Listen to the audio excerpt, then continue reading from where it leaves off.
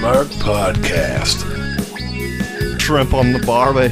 Shrimp on the barbie. Do you respect that?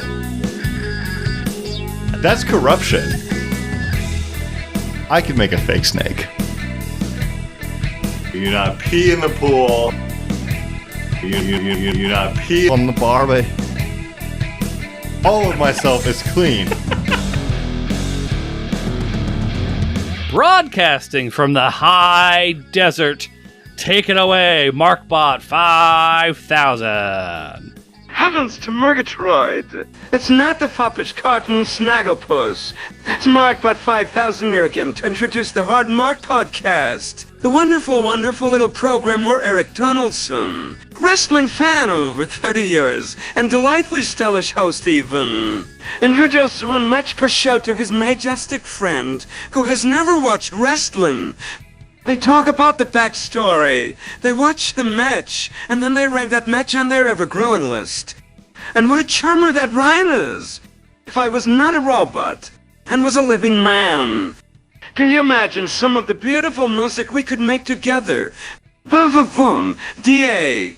The purpose of the show is to see what happens when somebody that's never watched wrestling is introduced to its most notable matches, even. And let's bring out the star of the program. A lovable little white chocolate truffle, filled with whipped cream. Flying Ryan Murphy. And as for little old me, exit. Stage right. What was that?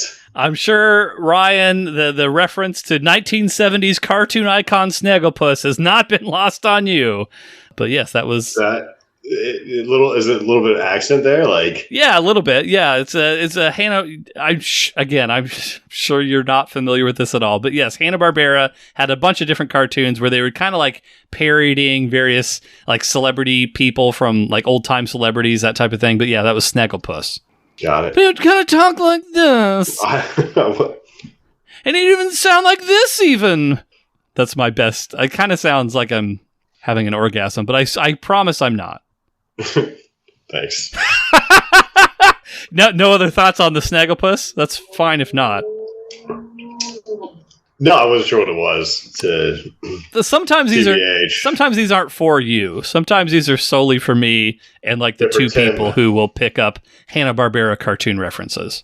Good for you. I mean, I'm a little bit probably too young. I think as a young man. That's right. You're almost 33 though. Well, not, but Jesus Christ was dead and risen by 33. I know what you've done with your life. I've also accomplished a lot. That's true. Almost, I mean, pretty comparable in many ways. I would say some would say. Well, while we go down this sacrilegious little pathway here, why don't we take a detour into some wrestling? So our match here today, Ryan, it's one that I always knew that we were going to cover, but with our countdown to summer vacation, it made sense to push things up just a smidge. So I mentioned last time that to close things out, we were going to take a look at some stories involving two men in particular. Last episode, we saw a pretty brutal match involving Mick Foley and The Rock, where Mick Foley was the recipient of 10 to 12 different chair shots to the head. Today's match is also going to be featuring the most electrifying man in sports entertainment as well. So last episode, The Rock was really reaching his peak as a piece of shit heel. As mentioned already, he viciously cracked Mankind over the head with a chair about a dozen times, and he proved that he had the mean streak needed to be taken seriously as a main event guy. So I don't think I need to remind you too much of the events of that match at this point. No, I still think about it every night. It haunts your nightmares, as it should. Yeah. Well, the match that we're going to be watching today takes place over 3 years after that. Now, I'm sure we're going to go back at some point and revisit some of the moments within those 3 years, but in short, The Rock's tenure as a bad guy was really just buying time until the fans got a chance to love him as a hero. And that's exactly what would happen. In mid-1999, The Rock turned babyface and would stay that way moving forward, rechristening himself as the People's Champion. He would also drop the people's elbow. He'd raise the people's eyebrow. And along with Steve Austin, he would be the most popular wrestler in the world if you smell when I'm cooking, Ryan.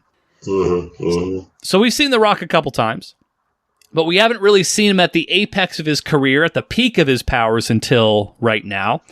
The Rock was probably the most charismatic wrestler I'd ever seen, and while his ability to have the crowd eat from the palm of his hand was always incredible, we've not really delved into his bag of catchphrases, of which there were countless. So as a very quick crash course, Ryan, I'm going to run through some of the more notable ones here with a brief explanation of what each of them mean. So the first one, which we actually delved into a little bit last time, if you smell what The Rock is cooking, again, that was something he said off the cuff at a WrestleMania. It basically just means if you know what I'm saying, but just with a little Rock spin on it, a little bit of innuendo. But that became kind of his main signature catchphrase that he would usually end his interviews with in the ring. Another popular one. Are you a big Wyclef Jean fan? Yep. Do you know who? You don't know? Okay, just say you don't know who Wyclef Jean is. I don't. He was one of the. I feel like I recognize. He's one of the Fugees. He had a singles career. He's still kicking around here and there. I don't think he's top of the pops these days, but he was a notable guy. Anyway, the next catchphrase of The Rock: "It doesn't matter." So I'm just I'll be The Rock in this case. You'll be the person The Rock is playing off of. So just I know your improv skills are top notch. So we'll just go along with this. Hey Ryan, how was your day today? Great. It doesn't matter how your day was today. That's. I thought it was more of like it is what it is type of. No, it's a way of just completely shitting on the other person. Yeah, I'm going to start doing that. Mick Foley has said that is among his least favorite catchphrases of all time because he would go to like autograph signings and people would ask him a question and then immediately, it doesn't matter. But anyway, the reason I bring up Wyclef Jean is because he actually did a song called It Doesn't Matter, which featured The Rock on it. Well, yeah. So there you go. Based off his catchphrase? Yes, very much so. Yeah. Okay. Next, know your role and shut your mouth. Pretty self-explanatory, that one. He'd be going back and forth with the guy, and then he'd tell him that they need to know their role and shut their mouth. So like any boss, Pretty much, yeah. I know you were a very stern supervisor back in the Wave days. He'd usually begin his in-ring promos, his in-ring interviews with, "Finally, The Rock has come back to," and then it'd be the insert name of city. So Chicago or Seattle or New York or whatever the case may be. Next, "and for the millions," and then little pause here. And then he'd kind of inhale to take in what he was smelling, that the people were smelling of The Rock. and millions. So he, that one's not as good. Next, the most electrifying man in sports entertainment. Smackdown is another one. So if he's gonna lay the smackdown on somebody. It's not very good either. Usually he'd lay the smackdown on their candy ass. But he was the one who really popularized the term smackdown. That wasn't really a thing until The Rock started doing it. And then they even named one of their big shows, their Friday night show, SmackDown, after him. Jabroni. Yeah. He did not invent the term jabroni, but he definitely popularized jabroni. Pie. This one's a little different. So The Rock, there was a promo where he referenced how this woman who's in the ring with him was looking to serve up The Rock a big piece of her poontang pie. And so from that point forward, whenever The Rock would mention pie, it was always known among wrestling fans, he's talking about vagina right now when he says pie. Well, I mean, pie is known as, they're like interchangeable. Very much pie, so. Yeah. Cream pie. And that also lended its cream. Just pie.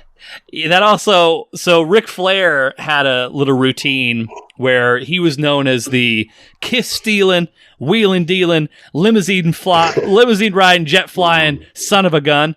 The Rock then kind of adopted that, and he became the jabroni beating, pie-eating, trailblazing, eyebrow-raising, heart-stopping, elbow-dropping people's champ, The Rock. So who's to say which one's better? I don't know. I'm just passing along information. Similar to pie, being the female genitals, strudel. Strudel is the male genital. So like a piece of like spaghetti. Strudel is like a baked good. It's like a long sort of. It's not like an eclair, but it's sort of a similar sort of shape. It's no, you're right. You're right, Eric. I know. Okay, I know what a fucking strudel is. Okay, I think I just cross those up. Still getting over a mild COVID. We'll blame it on that. Yeah. Rudy Poo candy ass. So he would oftentimes call people Rudy Poo candy asses, or he's going to kick your Rudy Poo candy ass. Ryan's not impressed by that one either. Yeah. Last one. So oftentimes he would, when he was threatening somebody, he like let's say you were wearing a hat right now, and he didn't like your hat, or he just didn't like you. He'd say, "I'm going to take that hat, Ryan. I'm going to shine it up real nice." And he'd pause because people they knew where he was going with that. I'm going to shine that hat up real nice. Turn that sumbitch sideways and stick it straight up your candy ass. I feel like it has more gravitas when he's doing it in front of like 15,000 people than me just doing it on a Skype call with you. Well, I'd be a little bit like if I had a hat on and he was in front of me, I'd be like, fuck, like. I'm glad you said that because Ryan, I'm going to take your little headphones there. Yeah. I'm going to shine those headphones up real nice. Turn that sumbitch sideways. I'm going to stick it straight up your candy ass. And there's more, but you get the idea. So with all the momentum that The Rock had, and with pro wrestling as big as it ever been, the rock star was shining so brightly that its light began to reach outside of the WWF universe. He had a guest starring role on Star Trek. He played his own dad on That 70s Show. But probably the biggest showcase on a mainstream level of The Rock's talents was on Saturday Night Live. So his appearance on SNL is really what led to his cameo in The Mummy Returns, which then led to his first starring role as the Scorpion King, which would only lead to bigger and better things in the following decades. Saturday Night Live kicked that all off, though. Yes, I think that absolutely opened people's eyes. Like, oh, he's not just a wrestler. He can do a lot, and he's very good at a lot. What do you think about his acting? I mean, he's at this point in time, like, I think everyone's kind of gotten acclimated to like what like The Rock action hero is. I think initially he was trying to do more than just that. Like he played like a gay bodyguard in Be Cool or something. And he was like, that movie wasn't great, but he was like pretty decent in that role. I think he was trying to do a little bit more initially and then just kind of like fell into what he was most successful at. At this point in time, he's basically The Rock and everything. I did think, though, The Rock playing Danny DeVito in the most recent Jumanji movie was hilarious to me the entire time. Playing Danny DeVito? Yeah, have you seen any of the Jumanji movies? No. The new ones? No. So, like, to give a very, very brief version of it, so the premise of the new ones, not the original Robin Williams ones, but the new ones is it's a video game and it's malfunctioning and it sucks these kids in and they become the characters in the game. So like the nerdy kid, he gets in the body of The Rock and he's like, oh my gosh, I'm so powerful now. And like whatever. And like the football player, I think he got turned into like Kevin Hart. So he's like a little guy now. So they're all having to like, and the second movie, Danny DeVito gets sucked into the video game. And so The Rock is portraying Danny DeVito as his character. Interesting. And then Kevin Hart is playing, who does he play? Danny Glover as Kevin Hart. And it was hilarious to me just watching them do impressions of those people the whole time. So he probably gets more flack for his acting than he probably deserves. I don't think he's like phenomenal at it, but he's certainly good at what he does generally. Yeah. And I think he's probably capable of more. It's just if you're hiring The Rock, you want to put him in the big action hero role as opposed to something else. But he's an incredibly talented comedic actor too, I think. So in 2002, we get our first look at the fully formed final version of The Rock. It was starting to become obvious that he had achieved everything that he could in the world of wrestling after just 5 short years in the business. He'd already been a multiple-time world champion. He'd already main evented WrestleMania in 1999, 2000, and 2001, and so there really wasn't a whole lot left for him to do. And so with Hollywood beckoning, it became a question of what carrots could possibly be dangled in front of The Rock to keep him interested in the world of wrestling. But, as luck would have it, the biggest event in modern wrestling had taken place over the past year. The WWF's biggest competitor, WCW, the company that they had fought tooth and nail every Monday night, went out of business. I'll attempt to give the world's briefest history lesson on WCW. Media mogul Ted Turner, who also owned the Atlanta Braves back in the day, he also owned TBS, which was the first superstation in the United States. The most popular show on TBS, especially in the early days, was World Championship Wrestling, which was run by a company called Jim Crockett Promotions. Crockett, in trying to contest Vince McMahon, overexpanded and eventually ran into financial trouble. Turner, not wanting to lose one of his biggest shows, bought the assets to save the show and rebranded the company itself to World Championship Wrestling. Things were mostly okay for the next decade or so, although there were people within the Turner organization that hated that they had a wrestling product under their umbrella, but Ted was adamant about supporting it and would always come in to save the day anytime WCW found themselves in any trouble.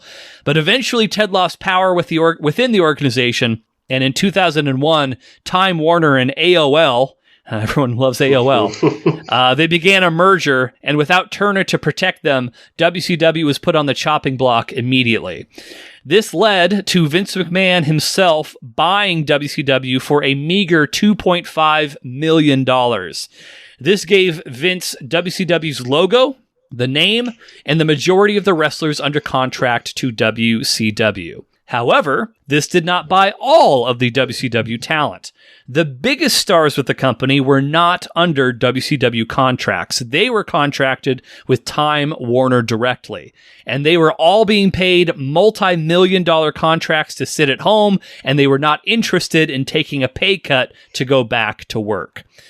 And so as a result, the WWF tried to do a big storyline where WCW invaded, but because none of the biggest WCW names were involved, the storyline sucked a big fat one. Now, Ryan, you may be wondering what any of this has to do with The Rock. Well, as mentioned, all of this WCW drama happened in 2001. Fast forward to 2002, some, but not all, of those Time Warner contracts had finally elapsed and allowed some of those big names to make the jump to the WWF. Most notably was the man whose departure from the WWF sent shockwaves through the industry in the mid-90s, the man who not only spearheaded the rock and wrestling boom of the 1980s, but had a career renaissance again in the 90s as the leader of the NWO. The first professional wrestler to host Saturday Night Live, to be featured on the cover of Sports Illustrated, and star as a leading man in Hollywood, Hulk Hogan. But the WWF would not be getting Hulk Hogan. Instead, they'd be getting his bad guy alter ego, Hollywood Hogan, along with his NWO brothers of Scott Hall and Kevin Nash. So with these pieces in place, on February 18th, 2002 in Chicago, Hogan would come out to address his WWF fans after a near 10-year absence from the company. So let's go ahead. We'll take a look at that right now. There's only one thing that I've got to say to you WWF fans. You can kiss my ass. No! I'm the biggest star, past or present, in the wrestling world today, and there'll never, ever be a bigger star in the wrestling business than Hollywood Hulk Hogan. Can you doubt that, JR? Can you say he's wrong? If you smile, oh my! I don't think it's for me to say, but maybe somebody else has got a different opinion. I don't know. But here comes the People's Champion, The Rock. Do you actually think that it was the people that drove you out of the WWF? What he said. That's exactly. It doesn't matter what you think. What? Wow. The Rock has one thing to say. You talked about headlining, main eventing, WrestleMania after WrestleMania after WrestleMania. Well, Hulk Hogan, The Rock says, how do you feel about headlining one more WrestleMania with The Rock? Oh my God! The Rock has challenged Hogan! He's challenged Hogan for WrestleMania! Oh my gosh! Yes. Oh my God! There it is! There it is! Oh! That's the answer we were looking for! WrestleMania! Hogan, The Rock, one-on-one! You know, Rock, it'll be a pleasure to kick your ass at WrestleMania. So I say, let's do it. The Rock made the challenge. Hogan has accepted.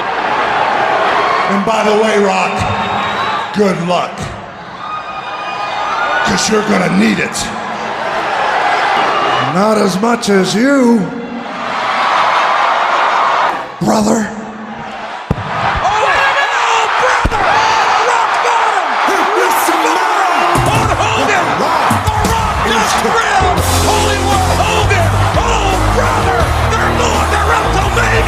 That was pretty good. Thanks, man. Yeah, imagine that, but like added another 12 minutes on top of it. I think, and even you saying that, like it circles all the way back to what I initially said when we started this podcast, like which is the South Park like wrestling thing, where it's no longer, it's the theater, and this is it. This is it. Like the fans are going nuts over just like the words that it's and. At first, I was kind of shitting on wrestling about that, but I think it's like such a beautiful part of wrestling now, and it's brought me all the way back, almost full circle now to this point. I mean, some of my absolute favorite wrestling moments were not right a match. It was like a moment that happened outside of like setting up a match or like after a match or something like those are just as good, if not better, as the matches themselves a lot of times. Well, I think you probably said that initially in the beginning. I just was like, oh, like this is not wrestling, what? They're just making fun of. But no, like I think I think if you look at it, they make a really great point about like it's the theater of the whole thing, and you kind of see it more and more, and as you watch wrestling, you see it, you kind of respect that part of the game. That's the side. That's the side of the sport. Maybe we'll need to sit down and watch it together for our during our summer break at some point. That South Park episode. Who knows? But any other thoughts on what we just saw there? Hulk versus Rock, the challenge being made and accepted. I mean, was there any repercussions for that? He did body slam. He was upset. Like there was a bunch of bullshit that happened. Like honestly, that the match itself sells itself. Yeah, Hulk Hogan and The Rock, that's all you need to say. Yeah. You can just kind of tease physicality realistically and just be fine with that. They, at this point in time in the WWF, they were going way over the top with shit. You'll see it when we actually watch the match. There's going to be a little video that plays ahead of it. Hulk Hogan did something that I think he hit him in the back of the head with a hammer at one point, and then they load The Rock into an ambulance. And while The Rock's in an ambulance, Hulk Hogan somehow gets a hold of a semi-truck and like drives the semi-truck into this ambulance too. So like none of that. This match did not need all those things, but because of the era of time, they just did it anyway. But like none of those things are relevant to the match whatsoever. What you just saw was the most relevant thing, I think. Got it. But the match is set. Icon versus Icon. People's Champ versus the Immortal. The Rock versus Hollywood Hogan. WrestleMania 18 in the Toronto Sky Dome in front of nearly 70,000 people. And without giving anything away, I'll say that if there is one match that epitomizes the importance of a crowd, it's this one. If you were to sit down and you watch this match on mute, it is a completely different experience versus watching with sound. And just so it's clear, I think it was probably pretty obvious from what we just saw. The Rock, he's absolutely being positioned as the good guy. Hogan as the bad guy. Now, whether or not the fans in Toronto will choose to see things that way, we're going to find out for ourselves shortly. Any questions, comments, concerns before we jump into the data real quick? Nope. I'm good. All right.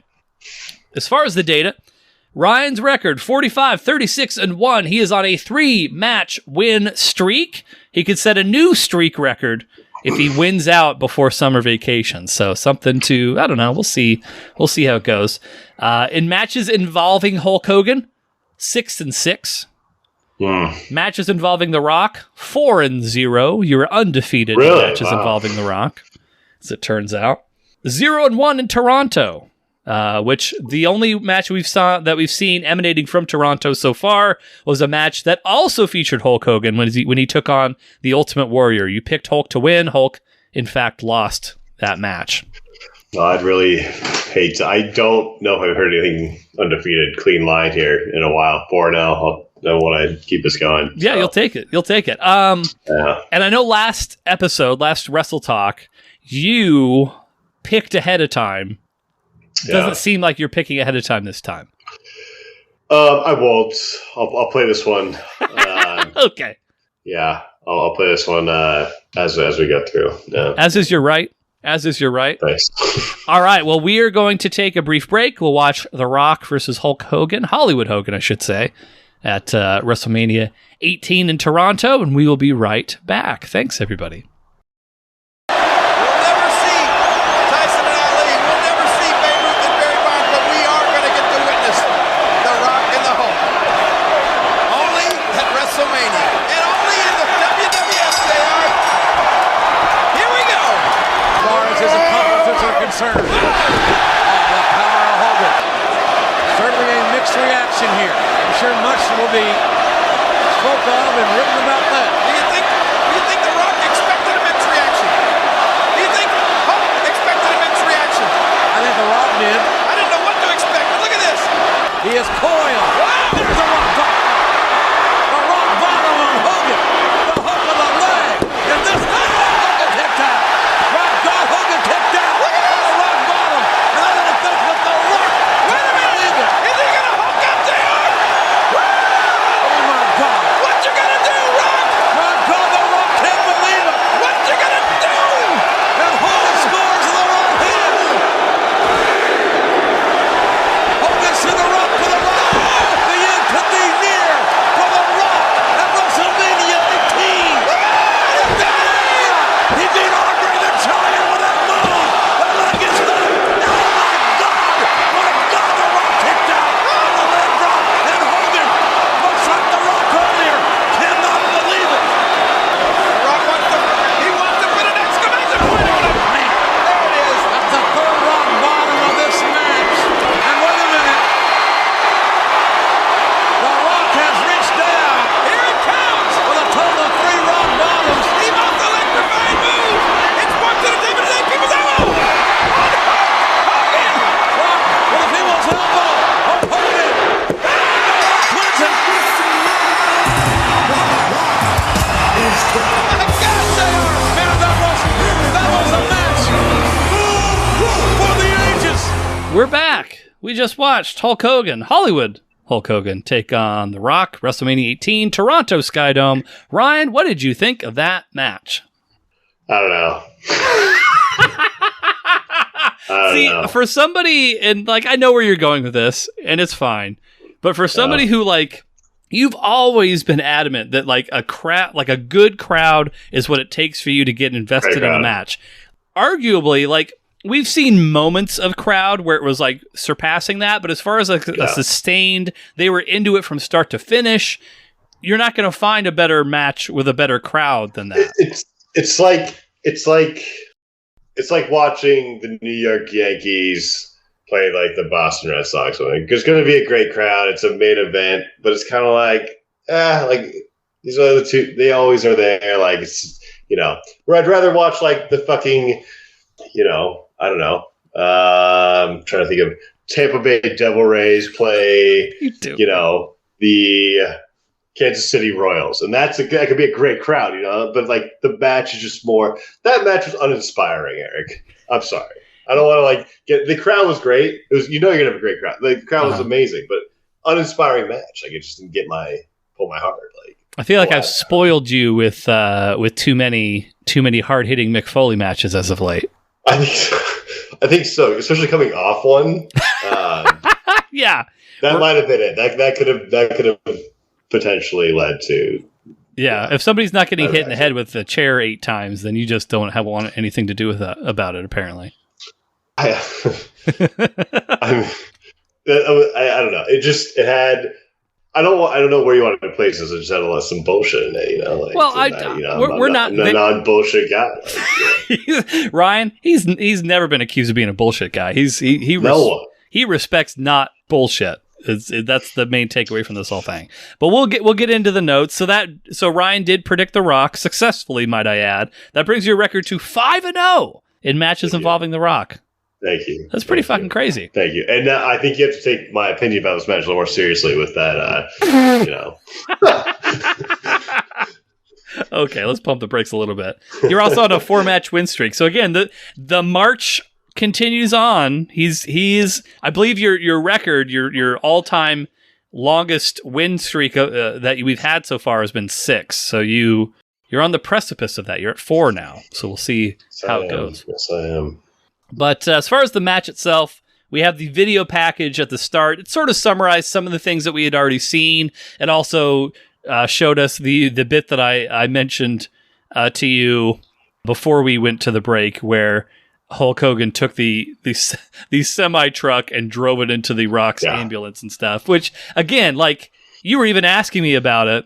Like, there was no visual representations of any injuries suffered by the Rock. No, but it was just like, I don't know, maybe this is a Rock's play, but he looked like, you just look at his eyes, and it's all fearful, like, and sure. And when he was slamming Hulk Hogan down right before he went to the hospital, he didn't look very fearful, so it was just that look of like fear and like, I'm gonna, That was a common Rock thing. He would always do like the big bug eye. Oh, was it Yeah, it was fairly common. But yeah, like when moments of intensity needed to happen, the big bug eyed.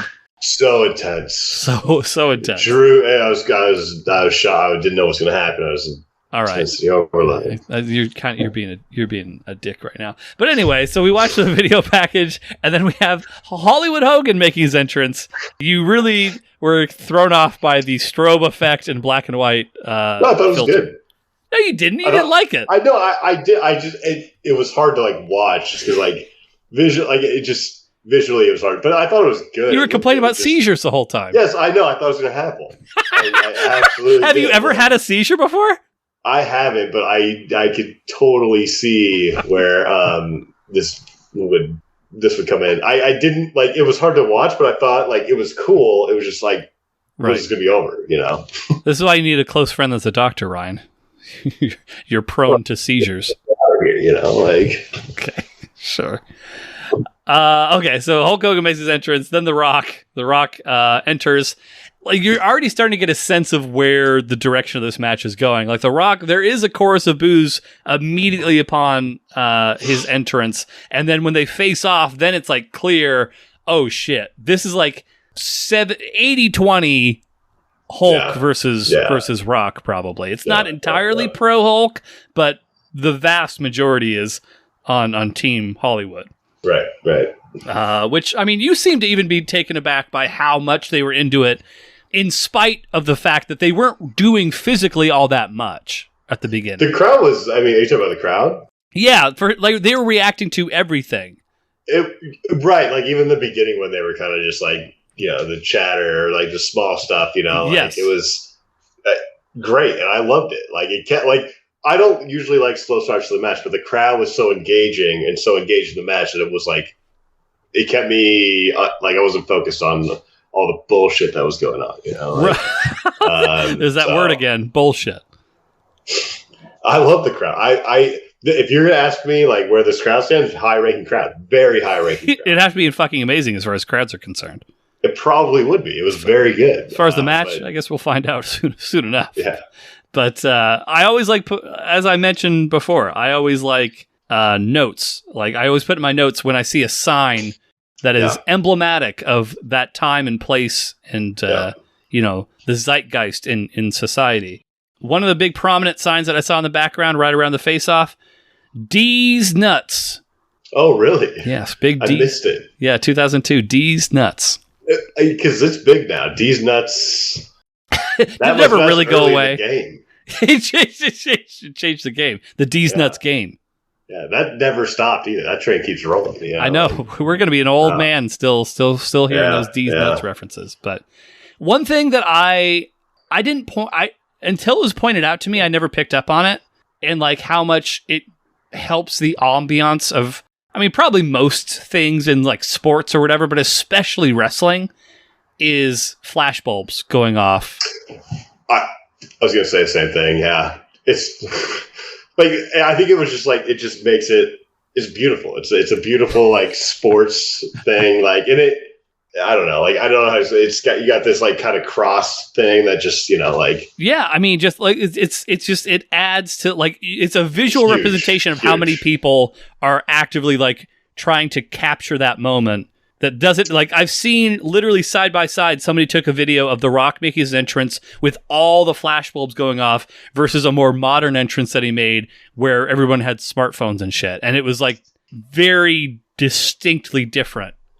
Well, I always wonder if they, like, maybe initially it was, like, a real, like, you capture that and it's a lot of flashbulbs. But, like, I'm always wondering if they, like, kind of edited that in now to stuff, just because you're right, like exactly like you said, it just makes the whole thing like different when you see how many like all these flashballs. But I've never seen like like an event that had like that many going off, and I don't know. But yes, in this case, I was with you to say, like, I was like, holy shit, like that's a lot of like so it helped. I thought it did. Sure I liked it a lot. That's part of the crowd, but that's part of the crowd. We give those points to the crowd. We can give them extra points because they're already good. But the match itself, as far as the notes, so we've got a lockup. The very first thing that happens, Hulk, they're locking up. Hulk shoves The Rock off. That's when the big bug eye moment happens that we mentioned earlier. Big cheers, and then headlock again. Rocky sucks chants from the very beginning, which we had not heard as wrestling fans. We had not heard the chant of Rocky sucks since he was like a bad guy. This was like the first, and I don't know that they actually didn't like The Rock. It's just like you have all these people who grew up with Hulk Hogan, and they're seeing their childhood hero before he was outed as racist, wrestling against The Rock, and it's like instinctively you're going to root for your childhood guy. I would have. Yeah. I was your childhood, but like if you put up The Rock and fucking Hulk Hogan. Sure. And plus, like fans were already so stoked. I would have been there. Like I would have wanted to be just as stoked. Like I would have Hulk Hogan it. Yeah. But the commentators even tried to like call it a mixed reaction at certain points, which I mean, technically, I guess may not have been entirely wrong, but it was absolutely more pro Hogan as you're watching it. Sure. But I mean, I think that you could probably summarize the offense, the vast majority of it, punches, clotheslines. That's most of it. Yep. Some of the punches were better than others in Ryan's opinion. I mean, I get it. I'm criticizing, I'm being kind of negative here, but like it's just some of this is so obvious. You could tell it was such a high, like, highly ranked match, and like they're being very delicate on each other when they do this, like, and it just, I get the theater, but like it just kind of pisses me off, man. Like hit him, like, or at least be making it look good, Like I saw so many things just like poorly executed. If I'm fixing, if I'm running it, I'm pissed. Like, sure. If you're Vince McMahon and you're actively committing rapes and you're watching this, then yeah, you're very upset about it. Or a dolphin. or a dolphin. Can you imagine if Vince McMahon was a dolphin? How much more rape there'd be? Be multiplied by times 10, probably. No. But we'll just we'll jump ahead a little bit here. Let's see. So I think really, because you were pro Hulk in terms of your pick for a bit. I think because of the crowd, probably. Yeah. Yeah. Okay. Mm-hmm. I'm trying to center in exactly where it was where you switched. I think it was when you started. So Rock hit Hulk with one punch that basically knocked him outside, and I think that was the first seed that was planted where you were like, what the fuck, he just hit him one time and he's like jumping out of the ring or whatever. And so like that was like the first thing. And there, I think right around the point of the abdominal stretch, which I even have in my notes, I said abdominal stretch, Ryan's favorite. So when Hulk put The Rock in that, I think that was probably the final nail in the coffin as far as his chance to be picked by you. I mean, again, just what is that move? I don't. You're stretching their abdominals. What are you not understanding about this? I know. Ryan? It looks like he's a trainer, like getting him stretched out to beat someone's ass later. Like, like it's not. Doesn't look like it hurts. Certain things also. So here's just an insight into Ryan's psyche. for better or for worse.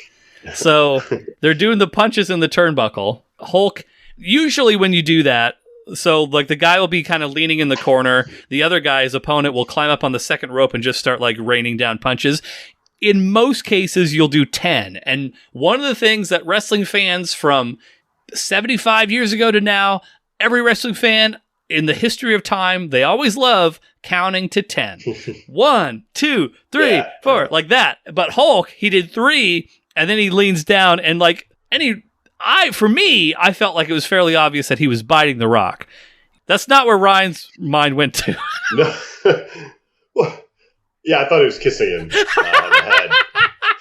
And he kind of looked, and then like, I thought like also for a bite, they got no additional like reaction, like for, like he was their guy. I mean, they weren't gonna boo it. Yeah. Well, like it's just like the Rock's not like fucking pissed, like like you just. But it looked more like a kiss of like, hey, like I'm the old guy passing it on to you.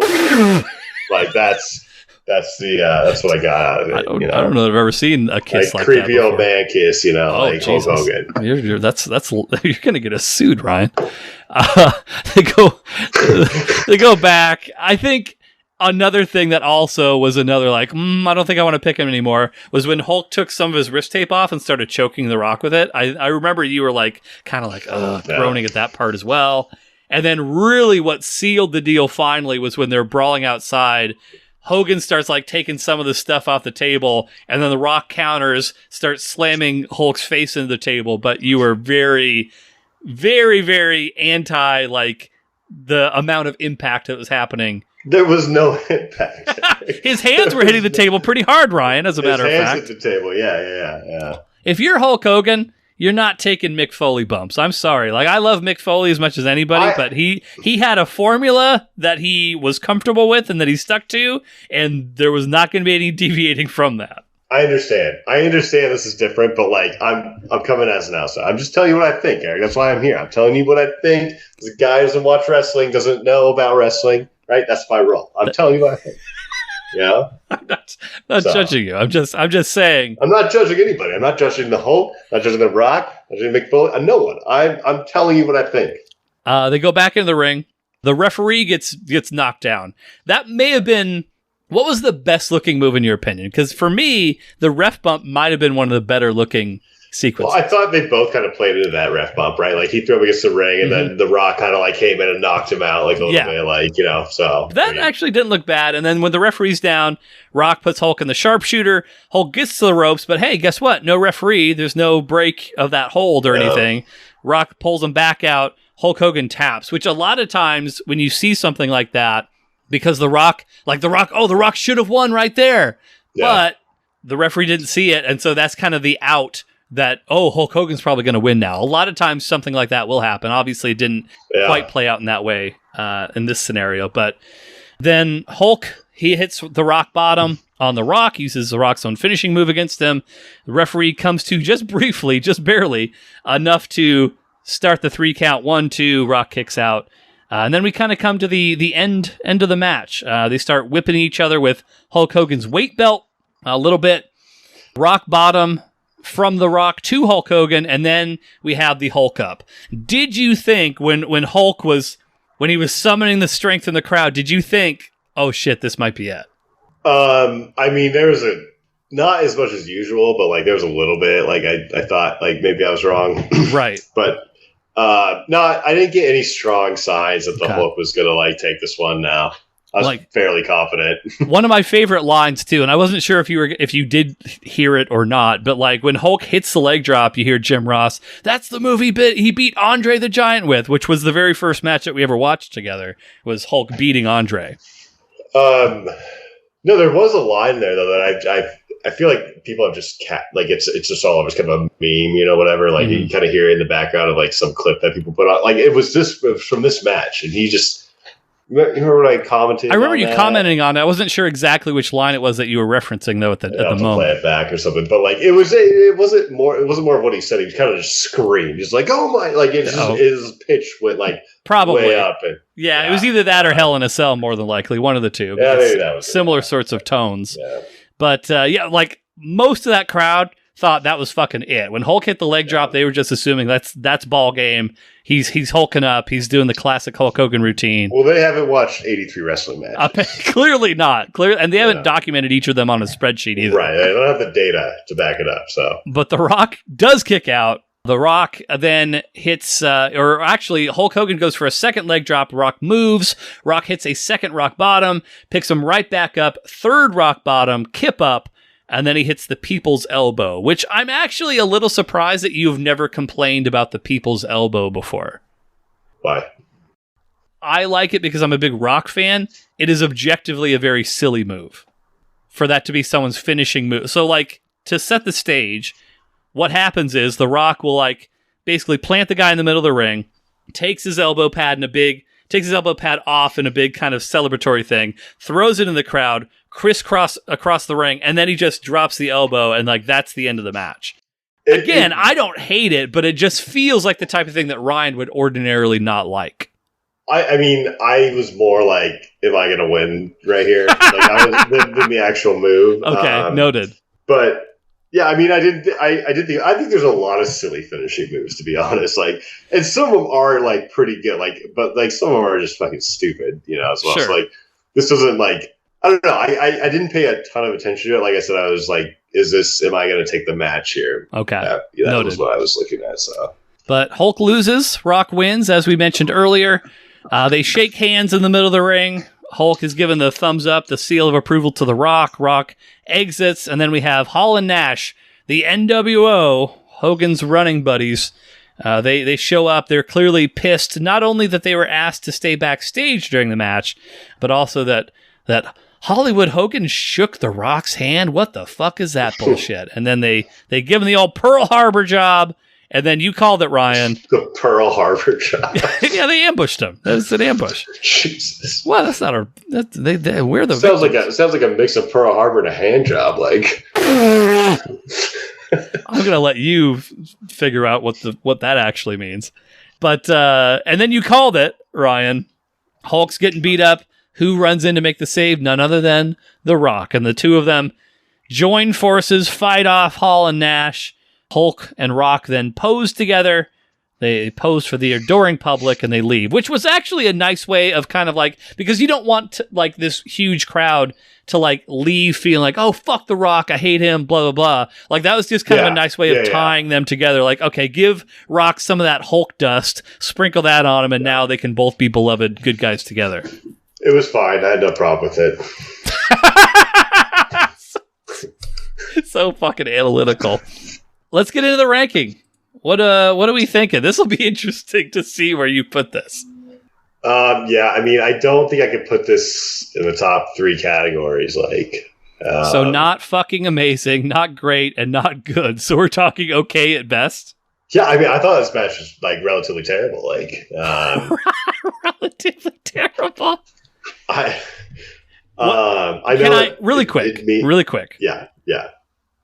Not that you need to commit to a number. What area would this match be if that crowd was not what it was? Oh, I mean, it could be in the 70s. Oh, geez. Okay, great. So that's firmly like. I mean, like you said, if I watched this on mute, I would have fucking hated it. Like, I know I would have hated it. I don't care how big of names these are. This match, like I do take into it a little bit. And when I make this ranking, yes, one, the crowd, and then also like who these people were, you know, like, okay. And they don't wrestle that way anymore. It's more of, you know, a show. But like I said, I'm on the show to judge a match. I'm gonna make my judgment. You know? It's not gonna be great. Like, I think. Okay. I think it has to go. I don't want to totally disrespect it. Like, what do you mean? What are you thinking? Well, I'm not. I don't like it. Okay. He's gonna, Sasha Banks. Why are you always picking on the women, Ryan? I don't understand and that's what I said. I said I'm not going to. He-Man woman hater. He's back, everybody. We haven't had a match that he's hated. Obviously, this wasn't a very good match either, Eric. It's number 55. Why? Because it had women in it, Ryan? I don't know why. I'm pretty respectful. I bet there's a woman match that's up here somewhere. Like, I'm gonna message Greta right now. Like, why is this not a thing anymore? Is it because of his misogyny? Tell me. It's getting worse. Yeah, the longer this incel period lasts, the more hatred he's growing for these women's matches. No. Next episode, he's going to request that we re-rank them and put them in fucking awful. I think how about the new 52? Okay. So still a little bit above Sasha Banks versus Bianca Belair. Just a little bit above, like, but not too close to draw any like criticism or like make people think that you're specifically targeting it. I wasn't going to say it, Eric, but you forced me to say it. Okay, really quick. I thought I was forced to say my thought. I wasn't forcing. I was genuinely curious, and then you just added yourself as a He-Man woman hater. So that's on you. But I didn't want to. I understand. Okay. All right. Really quick, and I'm not attempting to dissuade you because I like this match. I think I'd probably rank it higher than you did, but I'm not going to take you to task for it or anything like that. Okay. This is not going to be a repeat of that match a few episodes ago. Thanks. But I do want to say, so 52 currently, so the match that you're looking to bump down, just to refresh your memory, Jake Roberts versus Randy Savage, that is the match where we watched the snake bite and gnaw on Randy Savage's arm. Well, there's obviously like something I didn't love about that either. Like, there's some bullshit there. That was among the more frustrating moments for me. Also, yes, the match underneath that 53. That's Rowdy Piper versus Goldust. That was the Hollywood backlot brawl where they were fighting out in the street, and there was an OJ chase scene and whatnot like that. So with all that said, I'm just again trying to refresh your memory. Are you still cool with it being where it is? I am, and I feel like I'm fucking this match over a little bit. Like, I feel like for what it was, but that's where my heart is. I didn't love it. But did I win? Of course. See, this is the Ryan I don't like, when you get super cocky about your picks, and like that's why I take so much relish when your streak gets just to the point where you're really hoping for wins. Like when you don't care and you're just kind of flip flopping between wins and losses. Like, okay, sure, but then when you get really fucking confident about your abilities, that's when I love seeing you get taken down a peg. That's when you pull some bullshit, Eric. You put some like fucking snakes in this new match. You're gonna fight some hands. Ryan's most hated things: snakes and women. God damn, man. Hey, I'm married. I'm gonna have a daughter here soon, so I'm a big proponent of women. Whatever Ryan says does not reflect the opinions of the Hard Mark podcast. Hey, I judge based on wrestling, not sex. Okay, so that's all I need. You're a woman. You want a great wrestling match. I'm all in. All right. I judge on the merits of your wrestling ability. That's it. He's made that abundantly clear as he's targeted these poor women. I just rated Hulk Hogan and The Rock 52. That's not clear. I don't know what it is. Still above the women. Anyway. It's that time, Ryan. We're going to finish this sumbitch out with a little segment I like to call, and the world likes to call, Eric's Wisdom Tree. Wow. Yeah. That was different. I did a different thing this time. You did. Sometimes I switch it up. Sometimes I... You've never switched it up at all. This is the first time switching it up. Yeah. Well, it's summer vacation. You get a little antsy. Good. You get a little antsy. Let's do it. There's not one that's necessarily speaking to me a lot. Can I say you've had some really shitty ones recently? Like this used to be a segment that I look forward to, some good like quality debate, and you have picked garbage the last 10 weeks. That sounds very, very clinical. Can you list all 10 of my wisdom trees? No, I just know they used to be up for a little bit more.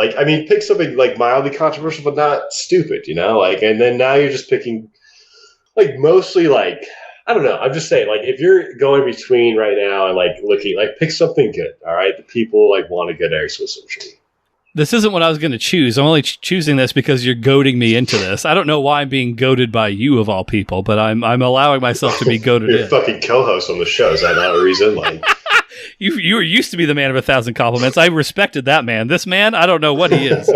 A shell of his former self. That's what he is. Okay. All right. Here's one. I'm not even certain that I 100% buy into this, but I'm pretty sure I believe this. Street Fighter, that's better than Mortal Kombat. God. I mean, I'm a Mortal Kombat fan. I don't know Street Fighter all that. Really? Well. Yeah. Because you're a young, youthful, vibrant man. Very young, very. When I say Mortal Kombat to you, what do you think of? Oh, like the video game. Yeah, thanks, Professor. Which video game exactly? Because when I think of Mortal Kombat, I think of like 1, 2, and 3. Those for me are like the most nostalgic. But like again, you came around a little bit later. I don't know. This is like. What system did you play Mortal Kombat on? Maybe that'll help. Super Nintendo. Okay, so that would be the same, like that original era of. Yeah. Okay. I don't. So, but that's. I mean, that's why I'm Mortal Kombat. I mean, damn it, Eric! Like, what if like? What? No, go ahead. No, I mean that's basically it. I've crunched the data and I've determined like Mortal Kombat. Hey, it's got its place. I respect the Mortal Kombat game. Well, what's Street Fighter on? Like, because I mean, it made the very first. Well, maybe not very first. The first major, like Street Fighter 2, blew everyone's asses out. That was also on the Super Nintendo. It was okay. Yes, as was. Well, my parents were against violent video games, so like Well, I mean, is that why? So that's why you've gravitated towards it later now in life, is because you weren't allowed to play it as a kid. Because Street Fighter is the worst that would happen in Street Fighter is if you hit a guy in the gut, he'd barf. Oh god. I don't know. I know Doom was like an issue. Like my mom's like, don't play Doom.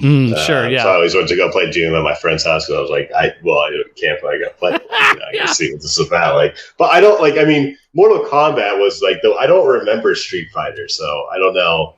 But I mean, if you're gonna ask me I'm picking Mortal Kombat. It was actually a great video game. So it was good. It was. Yeah, but Street Fighter was just a better playing game. I think, especially later.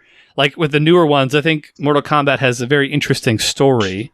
They actually put care into their lore for anyone who gives a shit like that. But yeah.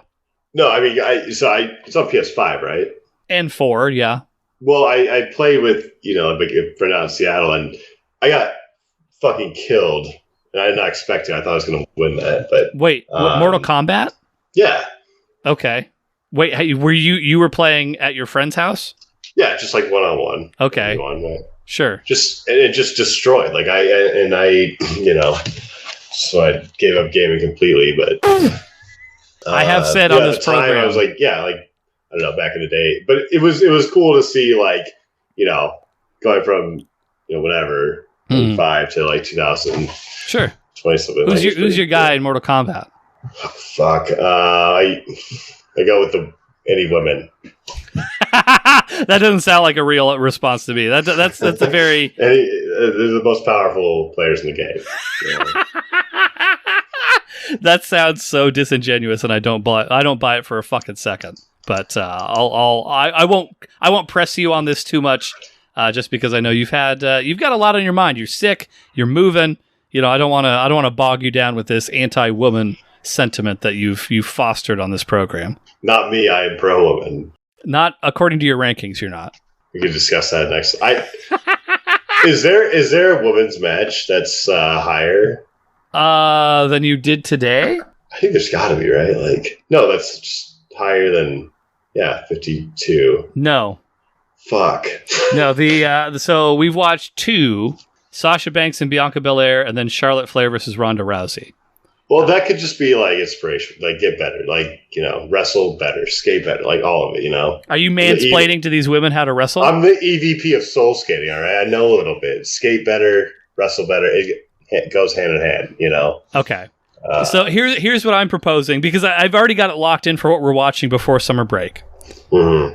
But we'll periodically check in. I have a couple matches in mind.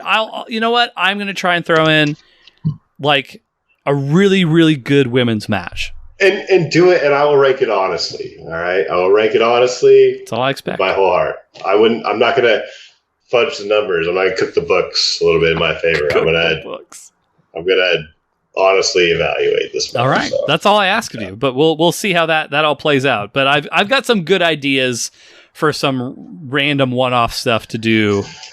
Good. During the break. So we'll check in. We'll see how Riney Bear's doing in Denver. But again, we've got like another, what's the math on this? 6 more episodes to go. So you're not done with us yet. You got another month and a half of these boys talking about whatever it is that we do on a week-to-week basis. But I do appreciate the time. If you're not already, remember, you can rate us on Apple Podcasts as well as Spotify. We haven't done this bit in a little bit. Ryan, what should they do if they're going to give us less than 5 stars? Consider 4. Push for 5. Consider 4. Avoid all dolphins because Ryan will send one to your home. But follow us, Instagram, Twitter, Hardmark Podcast. Like us on Facebook. Ryan, we did clarify RJ Murphy 1922 because he was 19 was his age and 22 was his age when he forgot his password. But but if you're not hard, get hard. Once you get hard, stay hard. That's all, folks. So like a piece of like spaghetti.